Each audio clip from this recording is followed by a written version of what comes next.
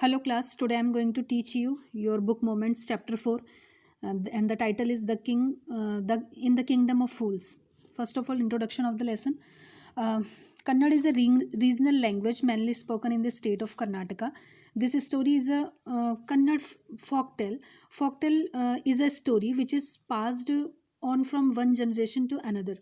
It is taken from the book Folktales from India written by A.K. Ramanujan. Means जो ये आपका जो ये चैप्टर है इन द किंगडम्स ऑफ फूल्स यानी मूर्खों के साम्राज्य में ये जो स्टोरी है ये आपके कन्नड़ जो लैंग्वेज है उसमें से ली गई है जो कि कर्नाटका स्टेट की है। और ये जो स्टोरी है एक तरह से कन्नड़ फोकटेल है, लोक कथा है। और इस लोक कथाएं क्या होती है जो वन जनरेशन से दूसरी जनरेशन के अंदर सुनाई जाती है, मतलब पीढ़ी दर पीढ़ी इनको इन पुरानी कहानियों को सुनाते हैं। और ये जो लेसन लिया गया है ये लेसन आपका फोकटेल्स फ्रॉम इंडिया उसके अंदर से ये लिया गया है जिसको A.K. रामानुजन ने लिखा है। First of all, let us discuss the title of the story. In the Kingdom of Fools, which means the state where people are not so wise. They are not intelligent. In this story, king, his minister and his advisors are fools. That means that they are not wise and intelligent. When this kind of people rule the kingdom, then what all happens has been told in this story. बहुत interesting मतलब humerus story है, बहुत ही अच्छी कहानी है।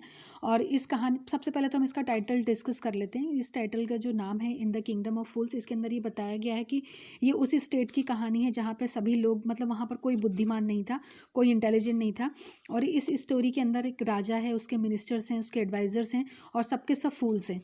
और वो बिल्कुल भी बुद्धिमान नहीं है, इंटेलिजेंट नहीं है। और जब इस तरह के लोग किसी साम्राज्य के ऊपर शासन करते हैं तो वहाँ पर क्या होता है, वहाँ का राज्य कैसा होता है, ये हम इस स्टोरी के अंदर हम पढ़ेंगे। Now come to the explanation.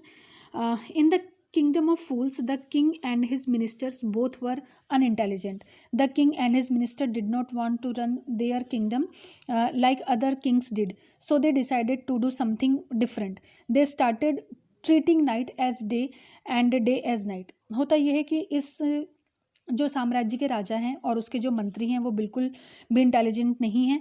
और वो क्योंकि दूसरे राजा की तरह वो अपने राज्य को नहीं चला पा रहे थे तो उन्होंने सोचा कि हम कुछ अलग करते हैं। तो उन्होंने क्या किया कि दिन के जो सारे काम थे वो रात में करना शुरू कर दिया और रात के कामों को उन्होंने दिन में करना शुरू कर दिया। They ordered that the work which was done at night would be done during the day time and the work which was done during the day time will be done during night time. वही वो अभी मैंने आपको ऊपर explain किया कि रात का जो भी काम होगा वो दिन में करेंगे और दिन का जो भी काम होगा वो रात में करेंगे, ऐसा इन्होंने ऑर्डर ही निकाल दिया। They passed an order that everyone in the kingdom would work at night. उन्होंने एक ऑर्डर निकाला कि जो भी लोग होंगे वो सब रात में ही काम करेंगे। Nobody would sleep at night, कोई भी रात में सोएगा नहीं। The farmers would do farming at night and the ones who run business would do business at night. यानी किसान भी खेती करेंगे तो रात में करेंगे, जो बिजनेस करता है वो बिजनेस जो भी करता है वो लोग भी रात में ही करेंगे। As soon as the sun rose everyone would go to sleep. और जैसे ही सूर्य उदय होता था सबके सब सोने चले जाते थे। If someone would disobey his order he would be punished with death. और अगर उनके ऑर्डर का कोई नहीं मानेगा तो उसको सजाए मौत दे दी जाएगी। The people were scared that if they didn't obey the king's order they would be sentenced with death penalty, so they obeyed the order although it was very strange. The king and his minister, both the fools, were very happy that all the people in the kingdom were following their order. अब होता क्या है कि जो आम जो जनता होती है वो जनता राजा का क्योंकि ऑर्डर है तो उनको ऑर्डर मानना था, वो सब डर जाते हैं कि अगर हम ऑर्डर नहीं मानेंगे तो हमको सज़ा दे दी जाएगी, हमको मौत दे दी जाएगी। सो उन्होंने क्या किया कि उन्होंने भले अजीब था लेकिन उन्होंने राजा के ऑर्डर को मानना शुरू कर दिया। और दूसरी तरफ जो राजा और उसके मूर्ख जो मंत्री थे दोनों के दोनों खुश थे। उनको लगा कि पूरा जो साम्राज्य है, पूरी जो जनता है वो हमारे ऑर्डर को मान रही है। So what happened, one day a saint arrived in the kingdom of fools along with one of his disciples. He saw that it was a beautiful city. It was a sunny day but could not find anyone around. They were surprised. Everyone was asleep and the writer says that not a mouse was stirring. मतलब एक बार क्या होता है कि वहाँ पर कोई एक साधु अपने शिष्यों के साथ वहाँ पर आते हैं। उनको वो शहर बहुत अच्छा लगा, धूप वाला दिन था, लेकिन उनको वहाँ पर कोई भी नज़र नहीं आया। उन्हें बड़ा आश्चर्य हुआ कि ना ऐसा क्यों है, और सबके सब लोग सोए थे। और राइटर यहाँ तक भी कहता है कि एक चूहा तक भी वहाँ से नहीं निकल रहा था। They could not find a single mouse moving around, which means that it was so quiet as everyone, even the tiniest creature, the mice were asleep. The people had taught their cattle to sleep during daytime, so everyone, human as well as animal, were sleeping. कहने का मतलब ये था कि छोटे से छोटा creature भी वहाँ पर कोई नज़र नहीं आया। और लोगों ने जैसे लग रहा था जैसे अपने कैटल्स को भी सिखा दिया हो कि नहीं तुम्हें दिन में सोना है। सारे जानवर भी दिन में सोए थे, मतलब केवल मानव ही नहीं, इंसानों की भी हैबिट हो गई थी कि उनको दिन में सोना है और रात में जगना है। These two strangers to the kingdom of fools were not aware that this kind of order had been passed in the city, so they were surprised to see that everyone was sleeping during daytime. They kept on wandering around in the whole city, and as soon as it was night, everyone woke up and started doing their work. Businessmen were doing business and farmers were farming. अब क्योंकि जो संत था और उनका जो शिष्य था, वो दोनों वहाँ पर अजनबी थे। उनको बिल्कुल भी नहीं पता था कि यहाँ पर राजा ने ऐसा ऑर्डर ही दे दिया है कि इसीलिए कोई नज़र नहीं आता। तो उनको बड़ा आश्चर्य लगता था कि सबके सब लोग दिन में सोए हैं। वो पूरा दिन पूरे शहर के अंदर घूमते गए, और जैसे ही रात हुई तो सब लोग जाग गए, और सब लोग जाग कर अपने अपने काम में लग गए। जो बिजनेसमैन थे वो बिजनेस करने लगे, और जो किसान थे वो अपने किसानी वाला काम करने लगे।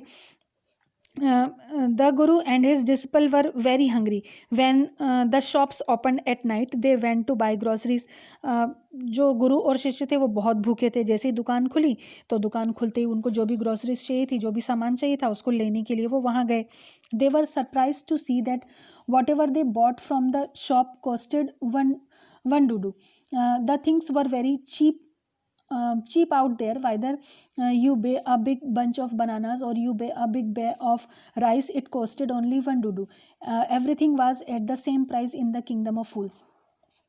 अब जब वो दुकान पे जाते हैं और जब वो खरीदते हैं तो उनको बड़ा आश्चर्य होता है कि वो बहुत ही सस्ते में, डुडू मतलब 1 रुपी, लेस देन 1 रुपीज़, उस 1 रुपये से 1 रुपये के अंदर वो जो चाहे जो खरीद सकते थे। चाहे वो 1 दर्जन केला लें या 1 बोरा चावल लें, वो कुछ भी लें, सब इतनी सस्ती रेट में था कि उनको बहुत सस्ते में वो सब वहाँ मिल जाता। उनको बड़ा आश्चर्य हुआ।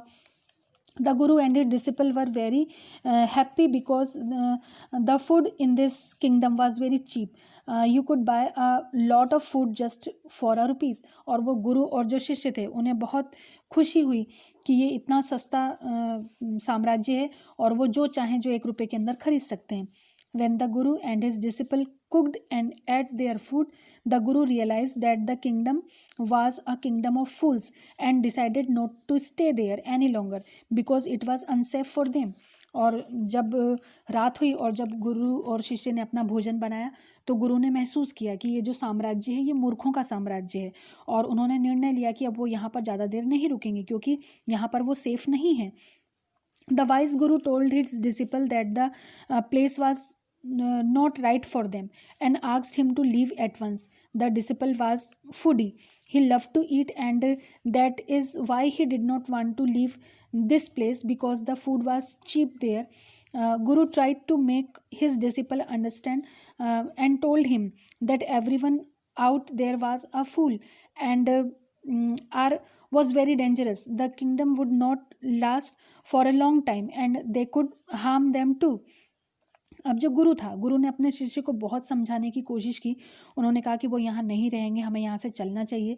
लेकिन जो उनका शिष्य था थोड़ा फूडी था, मतलब बहुत खाने वाला था, खाने का शौकीन था, उसको खाना बहुत पसंद था, और उसने मना कर दिया कि नहीं, वो यहाँ से नहीं जाएगा क्योंकि यहाँ पर जो भोजन था बहुत ही सस्ते में उसको मिल जा रहा था। और गुरु ने अपने शिष्य को बहुत समझाया और उसको बोला कि यहाँ पर जितने भी लोग हैं सब मूर्ख हैं, सब वो हमारे लिए खतरनाक हैं, और ये जो राज्य है वो ज़्यादा दिन तक नहीं चलेगा और हमें भी हानि हो सकती है, तो हमें यहाँ से चलना चाहिए। This disciple is not foresighted like his guru was trying to say. He wanted to live there only and enjoy the cheap food. Finally the guru left alone, leaving the disciple behind. अब होता है क्या है कि जो शिष्य रहता है वो शिष्य अपने गुरु की तरह वो आगे का नहीं देख सकता था, और उसको तो सस्ता खाना दिख रहा था कि उसको यहाँ खाने के लिए बहुत मिलेगा। फाइनली ये हुआ कि जो गुरु थे, गुरु वहाँ से अकेले चले गए, और जो शिष्य था वो शिष्य वहीं पर रुक गया। The disciple stay back in kingdom of fools, और जो शिष्य था वो उस मूर्खों के साम्राज्य में ही रुक गया। Every day he ate a lot of food due to which he become as fat as a huge bull, और वो रोज इतना खाता था कि उसकी जो बॉडी थी वो बुल के जैसे हो गई थी, जैसे बुल होता है, बुल की तरह उसकी बॉडी हो गई। One day a thief entered a merchant house. He made a hole in the wall to gain access. When he was about to move out of the house, after looting all the things, the wall broke and fell down on his head, and he died there only. अब एक बार क्या होता है कि एक चोर होता है, वो किसी व्यापारी के घर के अंदर घुसता है, दीवार के अंदर वो एक हॉल बनाता है, और वहाँ से जो भी सामान निकालने की वो कोशिश करता है उसे निकालने लगता है। और जैसे ही जब वो उस घर से निकलने लगता है पूरी डकैती करने के बाद, तो जो दीवार होती है वो दीवार उसके सिर पे आके गिरती है, और वो तुरंत ही ऑन द स्पॉट उसकी डेथ हो जाती है। The thief's younger brother went to the king and complain that his brother was following his ancient trade. While he was working, the wall fell on his head and he died. The thief's brother was taking advantage of the king's foolishness. He said that the merchant whose wall was fallen down on his brother was the culprit. He should have made a strong wall. He requested the king to punish the merchant and get compensation for this for his family. अब क्या होता है कि चोर का जो भाई होता है, चोर का भाई राजा के पास जाता है, और राजा के पास जाके वो कंप्लेन करता है कि मेरा भाई जो हमारा पुश्तैनी काम था वो ये नहीं बताता कि उसका भाई चोरी करने के लिए उसने दीवार में छेद किया। उसने बोला कि हम कोई पुश्तैनी काम करते थे, मेरा भाई वही पुश्तैनी काम को कर रहा था, और काम करते समय जो दीवार थी वो दीवार उसके सिर पर आके गिरी और उसके भाई की डेथ हो गई। और जो चोर का भाई था वो राजा की मूर्खता को जानता था और वो उसका फ़ायदा उठाना चाहता था। उसने कहा कि जिस भी व्यापारी की वो दीवार थी वो कल्प्रिट है, वो दोषी है, क्योंकि उसको मजबूत दीवार बनवानी चाहिए थी।